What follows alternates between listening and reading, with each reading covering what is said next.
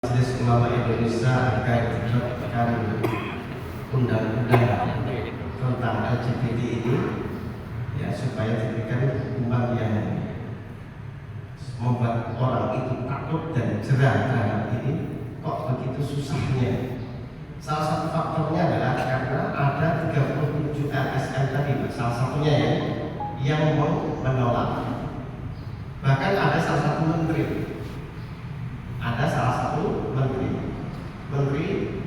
HAM yang menolak mentah-mentah karena LGBT itu dianggap sebagai tindak pidana. Karena apa?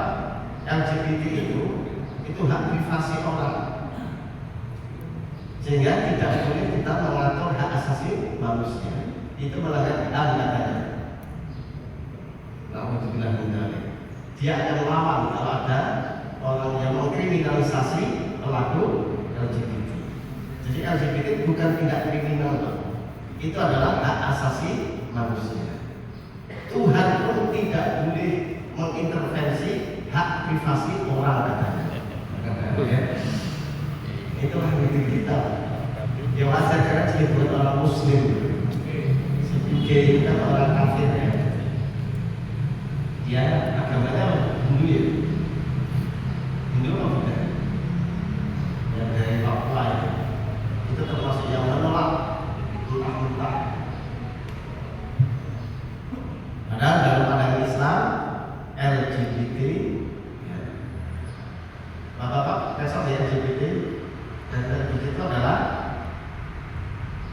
ya, zina tetapi sama jenis, ya, homo dalam bahasa kita amolat. Nah, selain homoseksual atau lesbian, pelaku homoseksual, ya, atau lesbian dikenal dengan LGBT, ya, itu dalam pandangan Islam merupakan penyakit yang paling berbahaya. Orang kalau sudah telah melakukan itu, Pak, baik dia sebagai pelaku atau yang jadi korban, itu potensi untuk menularkan, ya, itu sangat tinggi. Biasanya dia kecanduan. Sulit untuk diobati. Makanya pandangan Islam, Allah SWT dan dalam sebuah hadis, jika engkau mendapati para pelaku homoseksual seperti kaumnya Nabi Lot, maka bunuhlah pelaku dan kedua-duanya. Ya, semua orang yang melakukan baik, ya dua pihak. Karena LGBT kan jangan dua orang, tidak sesama laki-laki. Dua-duanya harus dibunuh. Bagaimana kalau korbannya dipaksa? Apakah harus dibunuh? Nah, ini para ulama berbeda pendapat yang kuat.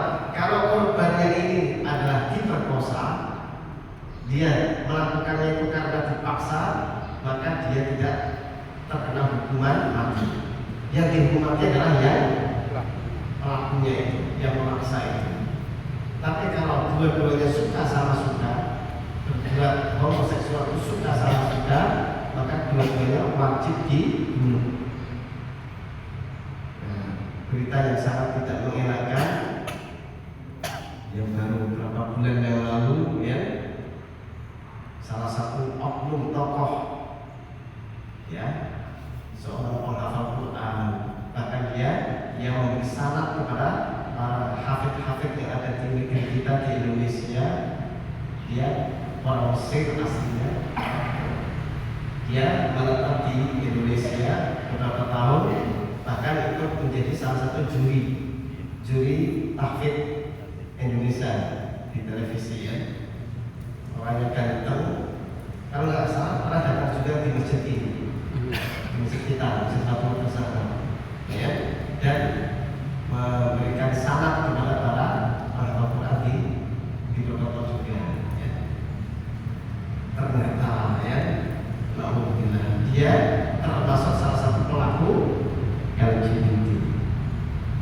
Dan itu sudah dilakukan tahun 2017 kalau tidak salah. 2017 ketahuan dia sudah menyatakan taubat, tidak akan mengulangi lagi. Tahun 2019 diulangi lagi, ya, sampai sampai tahun 2019.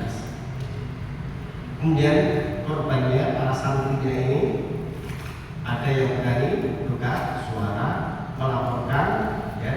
Terus akhirnya orang ini kabur balik ke Mesir lagi, karena asli orang Mesir. Dan dia secara akidah memang akidahnya nggak sama seperti akidahnya kita. Dia contohnya akidahnya Asy'ari.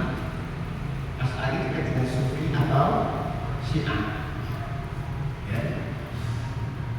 Termasuk yang anti Salafi, ya, termasuk yang anti Salafi. Dia walaupun tindakan seperti itu akhirnya dikejar teman-temannya yang seprofesi dengan beliau, datang ke kampung halaman di Mesir, tahu rumahnya.